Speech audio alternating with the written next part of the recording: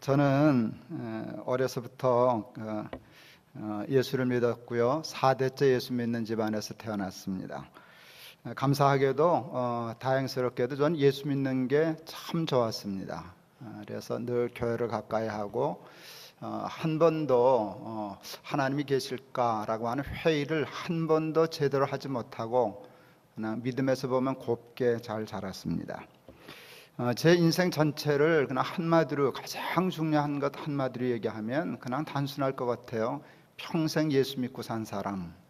이렇게 예수를 믿는 믿음이 제 삶에 있어서는 아무래도 가장 중요한 것이었습니다. 하나님을 믿는 믿음과 교회 생활을 빼고 제 인생을 논할 수 없고 저를 얘기할 수 없습니다. 아까 말씀드린 것처럼 예수 믿는 게 처음부터 좋았는데 그때보다 지금이 더 좋습니다. 예수는 믿을수록 해가 가면 갈수록 점점 더 좋아집니다. 그게 제게 복인 것 같습니다. 믿음이 저에게 준 은혜와 축복이 뭘까를 정리해 봤습니다. 한두 시간에 정리할 수 있는 일은 아니지만 몇 가지를 크게 뽑아 보았습니다. 첫째는 지혜입니다. 말씀 속에서, 하나님의 말씀 속에서 얻는 삶의 지혜처럼 소중한 것이 없습니다. 말씀 속에 길이 있고 말씀 속에 삶의 식이 있고 삶의 법도들이 있었습니다. 여러분, 길을 알면 아무리 멀어도 갈 수 있고 식을 알면 문제가 아무리 복잡하고 어려워도 결국은 풀 수 있습니다. 근데 하나님의 말씀 속에 그 길이 있었어요. 그리고 하나님의 말씀 속에 삶의 모든 문제를 풀 수 있는 식이 있었어요. 그것이 삶의 지혜였습니다. 말씀의 지혜가 저의 삶을 궁극적으로 승리하게 하였고 조금 조심스럽지만 성공하게 하였다고 간증할 수 있습니다. 말씀을 알면서도 순종하지 못한 것은 결국 실패로 끝났고 쉽지는 않았지만 믿고 순종했던 삶은 모두가 다 승리와 성공으로 끝을 맺었습니다. 수없이 많은 말씀을 간증할 수 있지만 대표적인 몇 가지를 얘기 드리고 싶습니다. 제게 복이 되었던 말씀, 제 인생을 통째로 복되게 했던 말씀들 몇 가지 간증할 수 있습니다. 오직 의인은 믿음으로 말미암아 살리라 하는 로마서 1장 17절 말씀, 제 인생의 가장 귀한 말씀이 되었습니다. 믿음은 언제나 하나님이 주인이심을 고백하는 것입니다. 하나님이 주이심을 고백한다는 것은 늘 자기를 부인하는 것입니다. 나는 아닙니다. 하나님이십니다. 이게 믿음이라고 생각했습니다. 작은 성공들이 저에게도 있었습니다. 작은 성공이 있을 때마다 그때가 돌이켜보면 제게는 큰 위기였습니다. 그때마다 사탄이 저를 내버려 두지 않았습니다. 선악과를 따먹고 내가 하나님이 되라 라고 하는 유혹이 제게도 늘 끊임없이 있었습니다. 감사하게도 그 유혹을 이겨내고 나는 아니다, 하나님이 주인이시다 라고 하는 믿음을 지켜올 수 있었습니다. 나를 부인하고 그 자리에 빠지지 않고 내려올 수 있었습니다. 작은 성공에 안주하지 않고 내려옴이 믿음이라고 생각했습니다. 내려오고 버릴 때마다 저는 더 큰 복을 얻게 되었습니다. 그래서 하나님이 주인이시다라고 하는 이 신앙 고백 하나 때문에 제 인생은 피기 시작했습니다. 풀리기 시작했습니다. 형통하게 되었습니다. 그래서 하나님이 주인이시다라고 하는 믿음의 고백은 제 삶의 가장 중요한 철학이 되었습니다. 죄 삭은 사망이다. 로마서 6장 23절. 욕심이 잉태한 즉 죄를 낳고 죄가 장성한 즉 사망을 낳느니라 하는 야고보서 1장 15절의 말씀도 제 삶의 소중한 지혜가 되었습니다. 첫 담임 목회를 시작했을 때 제일 먼저 한 일이 교인 배가 운동이었습니다. 출석교인 150명을 연말까지 300명이 되게 하자 하는 것이 제가 평생 담임 목회 첫 시작하면서 한 첫 프로젝트였습니다. 그때 하나님이 기도 중에 제 마음속에 질문하셨습니다. 왜 300명이냐 하고 물으셨습니다. 당황했습니다. 근데 그때 깨달았어요. 목사가 목회를 해서 교인을 배가시키겠다는 일이 절대로 잘못될 일일 수는 없습니다. 옳은 일이죠. 그런데 제가 그때까지 몰랐어요. 그게 교회를 위해서 그런 것도 아니었고 하나님을 위해서 그랬던 것이 아니라는 것을 그때 처음 깨달았어요. 나를 위해서 그랬다는 걸 알게 되었어요. 34살에 담임 목회했었는데 정말 평생 목회할 중요한 교훈을 얻었습니다. 소명을 가장한 야망이라는 것이 있구나. 소명인 줄 알았더니 야망이구나. 하나님을 위해서가 아니라 나를 자랑하기 위해서, 나를 드러내기 위해서, 내 목회적인 성공을 위해서 소명을 가장했구나 하는 것을 깊이 깨달았습니다. 그때 야망을 버리고 소명으로만 목회해야 되겠다 하는 결심을 굳게 했습니다. 쉽지만은 않았습니다. 지금까지도 그 일은 절대로 쉽지 않습니다. 그래서 때때로 실수하고 실패했습니다. 그래도 가끔씩 정신 차리고 야망을 버릴 때마다, 소명을 붙잡을 때마다 하나님은 감당할 수 없는 은혜와 복을 저에게 허락해 주셨습니다. 너희는 먼저 그의 나라와 의를 구하라. 그리하면 이 모든 것을 너희에게 주시리라. 마태복음 6장 33절. 쟁기를 잡고 뒤를 돌아다 보는 자는 하나님 나라에 합당치 않다. 누가복음 9장 62절. 순서에 관한 말씀이었습니다. 이것도 제 삶에 큰 교훈이 되었습니다. 마태복음 6장 33절 말씀의 은혜를 받고 동안결 시절 동안교회 건축을 뒤로 미루고 일산 동안교회 건축하는 일을 먼저 했었습니다. 먼저 내교회를 먼저 하고 개척교회를 나중에 하는 일이 제 순서입니다. 당연하게. 근데 하나님이 그 순서를 한번 바꿔보라 하셨습니다. 내가 하고 싶은 일을 조금 나중에 하고 정말 하나님이 더 좋아하시는 일을 먼저 해봐라. 순서를 한번 바꿔봐라.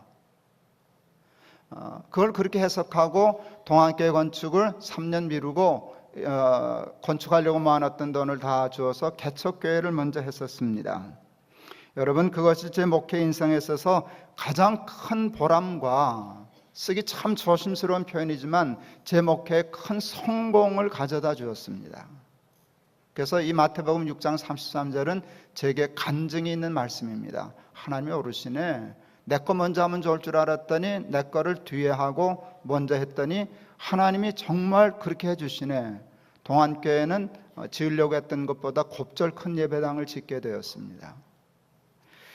쟁기를 잡고 뒤를 돌아다 보는 자는 하나님 나라에 합당치 않다 하는 말씀, 우리 예배당 건물 없이 길거리로 내몰리게 되었을 때 우리 높은 뜻 숭의교회 탈북자와 사회적 취약계층을 돕고 섬기는 일을 포기하지 말고, 순서 바꾸지 말고, 그 돈 갖고 먼저 예배당 하지 말고, 길바닥에 내쫓기는 한이 있어도 탈북자들 먼저 섬겨라. 세상적인 상식에는 전혀 맞지 않는 말씀이지만 하나님의 말씀을 믿고 순종했다가 받은 복, 이 또한 평생 간증이 될 거라 믿습니다. 믿음으로 모든 세계가 하나님의 말씀으로 지어진 줄을 아나니 보이는 것은 나타난 것으로 말미암아 된 것이 아니니라. 이것도 평생의 귀한 교훈이 되었습니다. 우리는 꼭 눈에 보여야만 움직입니다. 보이지 않는 것의 가치를 인정한다는 것이 얼마나 어려운지 모릅니다. 근데 보이는 것은 나타난 것으로 말미암아 된 것이 아니니라. 보이는 것보다, 나타난 것보다 더 소중한 가치가 있다라는 것을 성경이 저에게 가르쳐 주었습니다. 이 말씀이 결국 보이지 않는 성전 건축이라고 하는 목회 방향을 결정하게 하였습니다. 어제 우리 청년 결혼식이 있었어요. 우리는 예배당이 마땅치 않기 때문에 여기저기 돌아다니면서 결혼식을 합니다. 우리 청년들이 성북구에 있는 어느 예배당에서 결혼식을 했어요. 이제껏 제가 어느 교회를 가본 예배당보다 아름답더라고요. 제가 세계를 꽤 돌아다니지 않습니까? 교회를. 그런데 야, 이렇게 예쁜 예배당이 있나. 정말 예배당이 예뻤어요. 번당을 세보니까 한 800석, 한 750석 정도 되겠는데요. 그렇게 아름답게 예쁘게 잘 꾸밀 수가 없었어요. 부러웠을까요? 안 부러웠을까요? 대답하세요. 부러웠을까요? 안 부러웠을까요? 예, 전 그게 아직도 부러워요. 정말 부러워요. 그리고 늘 생각해요. 우리도 지을 수 있었는데. 늘 그 생각해요. 그게 아직도 제 마음의 위로예요. 우리도 지을 수 있었는데, 우리 지었으면 이거보다 더 크게, 이거보다 조금 더 잘할 수 있었는데, 어제 그러면서도 너무 부럽기 때문에, 너무 마음이 부럽기 때문에 혼자 물어봤어요. 정말 우리가 추구하는 보이지 않는 성전이 이보다 더 아름다운 것인가? 제가 늘 마음으로 물었어요. 그리고 하나님 앞에 때를 썼어요. 하나님, 약속대로 우리가 짓는 성전이 이보다 더 아름답게 해주세요. 그래야 됩니다. 어제 그 아름다운 예배당에서 결혼 주례를 하면서 우리 청년에게 미안했어요. 우리도 예배당 있었으면 왔다 갔다 안 하고 우리 예배당에서 주인처럼 그렇게 결혼식 할 수 있었을 터인데 우리 아이들은 여기저기 떠돌아다녀야 하고 우리 교인들은 이것저것에서 다녀야 하고, 제 느낌으로 생각하면은요, 우리 높은 뜻 교회 예배당의 이 수준은 이렇게 보면 소득한 만불 시대 수준의 생활 같아요. 어제 본 예배당은 소득 한 3, 4만 불 수준의 생활 같아요. 그런데 저는 이게 더 좋아요. 아직도 진행형이지만 하나님이 너희들이 옳았어. 너희들이 지은 성전이 세상에서 가장 아름다운 성전이야. 우리도 알게 하시고 모든 사람도 알게 하시는 날이 오리라고 믿습니다. 그래서 나타난 것은, 보이는 것은 나타난 것으로 말미암아 된 것이 아니니라. 눈에 보이는 것만 갖고 승부하지 않고, 보이지 않지만 사람들이 잘 납득하지 못하지만 하나님이 더 귀하다 하시는 가치를 붙잡고 끝까지 쫓아갈 마음이 있습니다. 조금 위로가 되시나요? 사랑은 오래 참고 무례히 행치 아니하며, 고린도전서 13장에 있는 유명한 말씀입니다. 이 말씀이 저에게 복이 되었습니다. 제가 설교 중에 여러 번 했던 얘기이기 때문에 여러분 다 아시는 얘기입니다. 둘째가 대학을 다닐 때 귀걸이를 했습니다. 둘째가 귀걸이를 하였다는 이야기를 아내로부터 들었을 때 지금은 저도 참 이해할 수 없지만 그게 그렇게 힘들었습니다. 그러니까 다시 말하면 지금은 그 정도로는 안 힘들다는 뜻입니다. 근데 10여 년 전 되니까 충격이었습니다. 그때 참 힘들었습니다. 그때 사랑은 오래 참고 무례히 행치 아니하며 하는 그 말씀이 저를 실수하지 않게 하였습니다. 자식에게 대하여. 사랑은 참는 거라 했습니다. 그래서 참아야 되겠다고 생각했습니다. 그래서 당장 뭐라고 하고 싶은 일을 참았습니다. 몇 달 후에 얘기해야지. 그게 사랑이지. 사랑한다면 참아야지. 그리고 몇 달 후에 얘기를 할 때에도 설명하는 것뿐이지 결정은 우리 둘째가 하게 해줘야지.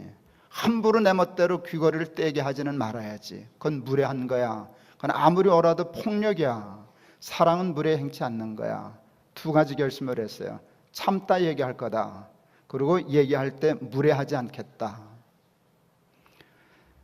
여러분, 이거 하나만으로도 평생 예수 믿은 본전 뽑는 깨달음이에요. 그렇게 할 수 있었습니다. 그것이 사랑이라고 생각했습니다. 그러면서 요한계시록 3장 20절의 말씀이 제 마음에 다가왔습니다. 볼지어다 내가 문 밖에 서서 두드리노니 누구든지 내 음성을 듣고 문을 열면 내가 그에게로 들어가 그와 더불어 먹고 그는 나와 더불어 먹으리라 는 말씀이 은혜가 되었습니다. 하나님이 문 밖에서 문을 두드리십니다. 그냥 들어오셔도 됩니다. 문 안 두드리셔도 됩니다. 나다 들어오시면 그만입니다. 근데 하나님은 그렇게 하지 않으시고 놓고 하셨습니다. 하나님이 들어오시는 것이 하나님을 위해서도 좋으시지만 우리에게도 옳고 좋은 일입니다. 그런데 그럼에도 불구하고 하나님은 피조물인 우리가 문을 열어줄 때까지 기다리시겠다고 하시는 것이었습니다. 저는 그것을 하나님의 예의라고 풀었습니다. 우리는 예의는 아랫사람이 윗사람에게 갖추는 것, 자식이 부모에게 갖추는 것으로만 알았습니다. 저도 그때까지 그렇게 알았습니다. 그런데 아니었습니다. 하나님이 피조물인 우리 인간, 피조물을 벗어나 죄인인 우리 인간에 대해서도 예의를 갖추었습니다. 왜냐하면 사랑하기 때문입니다. 사랑은 무례히 행하지 않는 것이다. 그런 평생의 교훈이 되었습니다. 저는 그것을 통하여 하나님의 사랑을 깊이 이해하게 되었습니다. 그리고 그 하나님의 사랑을 흉내내서 아이에게 옳고 그른 것을 얘기하지만 무례하게 하지는 않겠다. 때로는 참겠다 하는 것을 실천할 수 있었습니다. 그것이 자식을 사랑하는 아비가 해야 할 중요한 일이라고 생각했습니다. 여러분, 그 깨달음이, 그 지혜가 제게 복이 되었습니다. 여러분 아시잖아요. 아들만 셋입니다. 막내가 이제 30이 되었습니다. 그런데 우리 아이들과 저는 친합니다. 저는 그게 얼마나 행복한지 모릅니다. 자식과 친하다는 게 얼마나 행복한지 모릅니다. 그것은 제 본능성이 없는 것이었습니다. 사랑은 오래 참고 사랑은 물에 행치 아니하며 하는 것이 내 삶에 영향을 끼쳤을 때 그것이 제게 준 복입니다. 말씀은 제게 길이 되었습니다. 일을 결정하는 원칙이 되었습니다. 모든 삶의 문제를 푸는 식이 되었습니다. 그게 예수를 믿음으로 얻은 큰 축복이었습니다. 그것이 저를 부족하지만 승리하게 하였고 성공하게 하였습니다. 둘째는 평안입니다. 예수를 믿음으로 얻은 큰 축복이 뭔가 생각하니까 마음에 와닿는 것이 평안의 복을 받았구나 하는 것을 알게 되었습니다. 여러 번 설교 중에 예화로 이야기했던 말씀입니다. 막내가 6살 때 손을 잡고 골목을 내려가고 있었습니다. 골목 아래에서 5학년짜리 아이가 올라왔습니다. 그 아이를 보더니 우리 막내가 눈이 번쩍번쩍거렸어요. 아빠, 저 형아가 나 때렸어. 복수해달라는 것이었어요. 그럼 뭐 애들 싸움에 끼어들 마음 없어서 못 들은 척하고 그냥 갔습니다. 그랬더니 제 막내가 손을 뿌리치고 5학년짜리에게 뚜벅뚜벅 걸어가서 그 아이 발로 차주고 왔습니다. 6살짜리가 5학년짜리 발로 차줬습니다. 무사했을까요? 무사하던데요. 왜요? 옆에 뚱뚱한 저 아버지 있는데 집까지 어떻게 하겠어요? 그때 저는 순식간에 깨달았어요. 아, 나는 다윗이 골리앗을 어떻게 이겼는지 알았다. 다윗 6살, 골리앗 5학년, 하나님 80kg. 그것을 통하여 저는 다윗의 유명한 고백들을 그냥 이해하게 되었어요. 여호와는 나의 목자시니 내게 부족함이 없으리로다. 여러분, 어떻게 사람이 부족함이 없어요? 근데 하나님이 목자가 되시면 부족함이 없어요. 그가 나를 푸른 초장에 누이시며 쉴 만한 물가로 인도하시는도다. 그냥 시로 쓴 건 줄 알았더니 아니요, 그게 정말 가능해요. 하나님이 믿어지면. 아버지가 80kg인데 5학년짜리가 뭐가 문제겠어요? 우리 아들놈이 내가 있는데도 불구하고 5학년짜리 보고 튀었다면 곤란하죠. 이게 애비를 어떻게 보고 그러나? 아버지 80kg인데. 그건 말이 안 되죠. 6살짜리도 알잖아요. 아버지가 있으면 5학년짜리 문제 없어. 골리앗, 니까지가 골리앗이면 어떻고 안 골리앗이면 어떠냐? 아무 상관없어. 우리 아버지 80kg야. 우리 아버지 하나님이야. 여러분, 그와 같은 깨달음이 제게 믿음이 주는 평안을 배울 수 있게 하였어요. 두려운 게 있어야 불안하죠. 무서운 게 있어야 잠 못 자죠.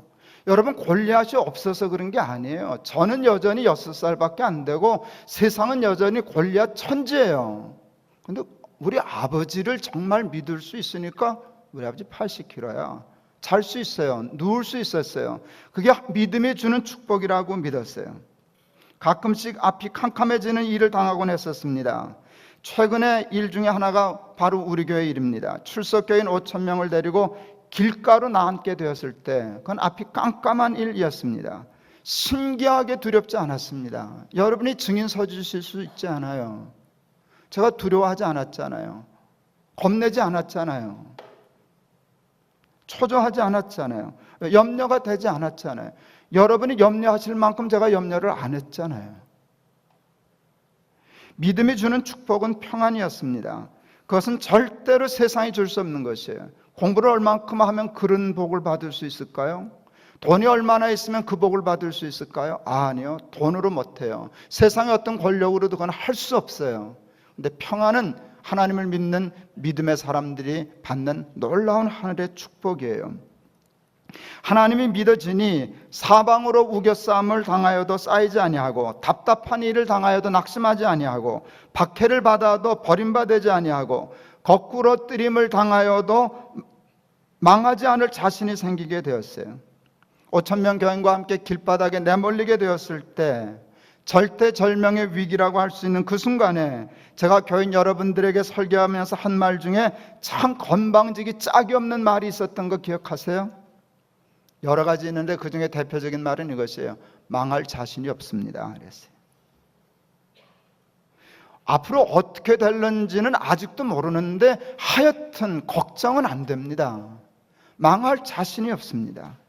나 혼자 해결하려면 망하는 것 때문에 두렵겠지만 하나님이 계시는데 어떻게 이 문제가 안 풀리겠습니까? 어떻게든지 풀리겠죠. 어느 모양으로든지 하나님 인도하시겠죠.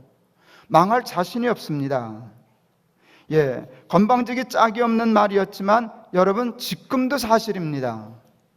지금도 제게는 사실입니다. 그것이 바로 구원의 확신이었습니다. 나는 하나님을 믿음으로 구원 얻었다. 우리는 구원 얻은 백성이다. 그러니까 망하지 않는다라고 하는 것이었습니다. 여러분, 그것이 저는 너무 기쁘고 감사했습니다. 그리고 그 결과는 언제나 믿음대로 되었습니다. 특히 유난히 우리 높은 뜻 푸른 교회가 고생이 많았습니다. 그래서 푸른 교회 다 없어졌다죠? 멀쩡하네요. 서울고등학교는 안전하죠? 그러면 좋겠어요. 안 그러면 무슨 상관이 있습니까? 또 돌아다니면 되지. 내가 너무 심했나요? 망할 자신이 없습니다. 왜? 하나님이 믿어지면 여러분 그냥 따라가면 되는 겁니다. 길바닥이면 길바닥, 높은 산이면 높은 산, 궁궐이면 궁궐, 궁궐이면 좋아하고 높은 산이면 괜찮아요. 쫓아가면 되는 일이지 뭐가 그렇게 큰 문제입니까? 하나님을 믿는 믿음으로 받은, 이건 받은은 아니고 받고 싶은 축복이 있습니다. 하나님을 닮음입니다. 얼마 전 텔레비전에서 사람들의 얼굴 표정에 대한 얘기가 나왔습니다. 그게 무슨 프로였는지도 기억이 잘 안 나고 그날 무슨 내용들을 얘기했는지도 사실 기억이 안 납니다. 딱 하나 기억이 납니다. 그것은 소위 성공한 남성들의 공통적인 얼굴 표정에 대한 이야기였습니다. 그것은 이거였어요. 되게 성공한 조금 나이 든 남자들은 표정이 똑같다는 거예요. 얼굴에 웃음이 없다는 거예요. 평소에 자기도 모르는 사이에 입이 꼭 다물어진다는 거예요. 그리고 동시에 입이 조금 앞으로 나오고 입꼬리가 내려간대요. 그냥 보여드릴게요.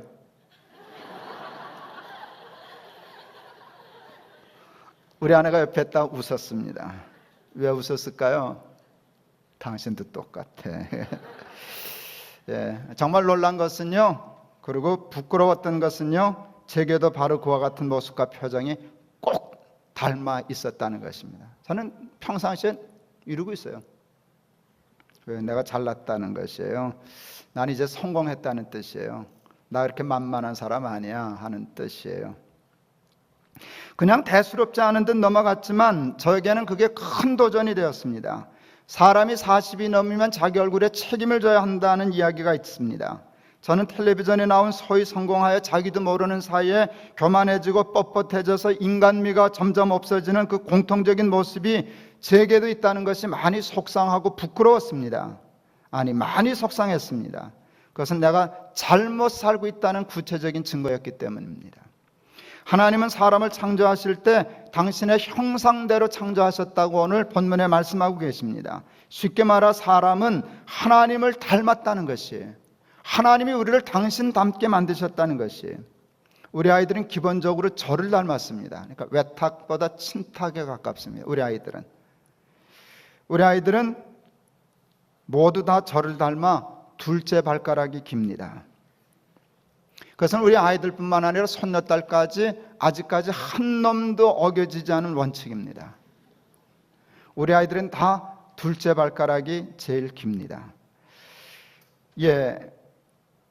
눈두덩, 입의 모양과 사이즈, 두개골 모양 등등 저를 닮은 구석이 제 아이들과 손녀딸들에게는 많지만 가장 확실하게 닮은 것은 발입니다. 둘째 발가락이 제일 긴 발입니다. 그게 저를 얼마나 기쁘게 하는지 모릅니다. 대개 셋째 발가락이 긴 사람들이 많거든요. 근데 우리 아이는 꼭 둘째 발가락이 다 깁니다. 나중에 확인해 보세요. 하나님을 닮은 사람을 창조하시고 하나님이 얼마나 기쁘셨을까 생각해 봅니다. 여러분, 자식이 부모를 닮았다는 거, 그게 부모의 기쁨입니다. 사람은 선악과를 따먹고 범죄함으로 그 소중한 하나님의 형상을 잃어버렸습니다. 하나님 닮음을 상실했습니다. 생각과 마음과 정신을 잃어버렸습니다. 그러면서 점점 하나님과 상관없는 모습과 모양을 갖게 되었습니다. 하나님을 믿음으로 얻게 되는 지혜와 평안에 대한 욕심은 앞으로도 버릴 수 없습니다. 그것은 보통 세상 사람들이 욕심내는 복과는 질적으로 다른 것이기 때문입니다. 때문에 예수를 더 잘 믿어 그 지혜와 평안의 복을 더 많이 받고 싶습니다. 그리고 그것을 누림으로 구원받은 사람의 특권인 하나님 나라의 삶을 죽어서가 아니라 여기서부터 살아내고 싶습니다. 그런데 그보다 더 욕심나는 것이 있습니다. 그것은 하나님을 닮아가는 것입니다. 그리하여 어느 순간에 세상 사람들이 그것을 다 알아채게 하는 것입니다. 우리 큰아들 둘째 딸아이가 커가면서 꼭 지 애비를 닮아갑니다. 어렸을 땐 잘 몰랐습니다. 얼마 전에 홈페이지에 우리 둘째 손녀딸 사진을 올려놨는데 깜짝 놀랐습니다. 제가 얼른 사진 넣었던 박스 찾아서 우리 큰아들 사진 찾을 수 있어요. 그거하고 똑같은 얼굴이 있었어요. 보니까 우리 큰아들이 그 나이 때 그 얼굴하고 똑같았어요. 표정까지 똑같았어요. 어느 날 우리 큰아들 가족이 이렇게 거리를 가는데 거리를 지나가던 할머니가 그러셨답니다. 둘째는 지 아빠 도장을 박았구먼. 도장을 박았어. 예. 어느 날 사람들이 저를 보고 그런 식으로 얘기를 해주면 얼마나 좋을까요? 하나님을 빼다 박았구먼. 하나님 닮았네. 여러분, 이게 교만한 얘기일까요? 아니요. 하나님 본래 저와 여러분을 그렇게 만드셨어요. 하나님을 빼다 박은 사람으로 만드셨어요. 겉모양뿐만 아니라 생각이 빼다 박았어요. 정신이 빼다 박았어요. 마음이 빼다 박았어요. 그러다 보니까 여러분, 속이 같아지면 겉도 같아지는 거 아십니까? 여러분, 부부가 부부 생활 오래 하고 사이좋게 늙어가면 부부가 서로 닮는다는 거 아세요? 왜 닮을까요? 마음이 같아지기 때문에 겉이 같아집니다. 전에 딴 얼굴 같아 보여도 부부가 닮는답니다. 여러분, 정말 하나님을 잘 믿는다면 그 증거가 하나님을 닮아야 할 겁니다. 생각이 하나님 닮아야 할 겁니다. 마음과 정신이 닮아야 할 겁니다. 그러다가 표정까지 닮아야 할 겁니다. 이거 안 됩니다. 이건 믿음의 생활이 충분치 못하다는 구체적인 증거입니다. 제가 이제껏 받은 상 중에 가장 큰 상은 제 아이들이 저에게 해준 평가입니다. 참, 저 굉장히 유치해. 이런 거 참 자랑스럽게 얘기하는 거 보면 그래도 좋은 걸 어떻게 하겠어요? 그냥 용서하고 들어주세요. 우리 아이가 저한테 이런 평가를 내려주었어요. 하나님을 주인으로 모시려는 치열한 삶의 투쟁이 너무 자랑스럽습니다. 생사를 건 교회개혁 책을 쓸 때 큰아이가 제게 해준 말이었습니다. 예수를 사랑하여 그가 사랑하는 사람들을 가슴에 품고 예수를 위하여 늘 무엇인가를 해드리고 싶어하는 사람이 우리 아버지라는 것이 자랑스럽다. 이거는 메자닌 아이팩 공장 세우고 보이지 않는 성전 건축했을 때 둘째 아이가 제게 해준 평이었습니다.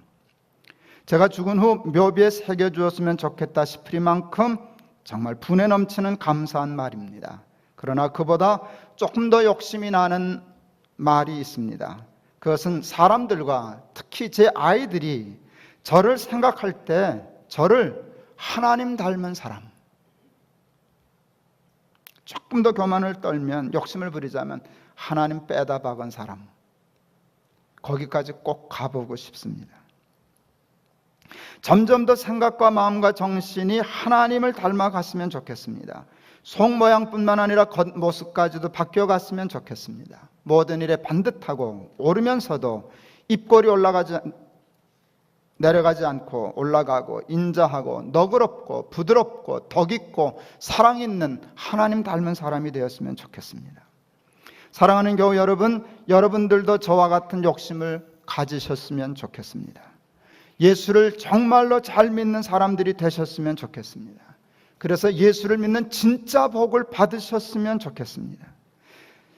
지혜의 복을 받으셨으면 좋겠습니다. 그리고 하나님의 지혜로 모든 일에 승리하시고 성공하셨으면 좋겠습니다. 평안의 복을 받으셨으면 좋겠습니다. 믿음으로 얻은 구원의 확신 때문에 사방으로 우겨쌈을 당하여도 늘 푸른 초장에 누운 사람과 같이 여호와는 나의 목자시니 내게 부족함이 없으리로다 노래할 수 있는 그런 복 받으셨으면 좋겠습니다. 절망적인, 그래서 두렵고 떨리는 세상 속에서도 늘 소망을 가지고 용기를 가지고 망할 자신이 없어서 늘 평안한 그런 삶을 복으로 누리며 사실 수 있었으면 좋겠습니다. 그리고 여러분들이 모두가 다 하나님을 닮아 가셨으면 좋겠습니다. 생각이 하나님을 닮고 정신이 하나님을 닮고 마음이 하나님을 닮아 가다가 삶의 태도와 표정까지, 자세까지, 삶과 생활 속에서 풍겨나는 냄새까지 하나님을 닮은 사람들이 되셨으면 좋겠습니다. 그게 그리스도 예수의 향기가 되는 삶 아니겠습니까? 냄새가 나. 저 사람에게선 좋은 냄새가 나. 그리스도의 향기가 나. 저 사람은 하나님의 편지구먼.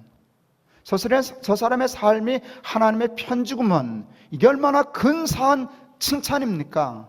우리가 그리스도를 닮아 우리의 모양이 하나님을 닮아가고 하나님을 빼다박은 사람이 되고 우리의 삶에서는 하나님의 향기가 나고 우리의 삶이 그냥 하나님이 적어놓은 편지가 되는 삶, 여러분 그것을 무엇과 바꾸겠습니까?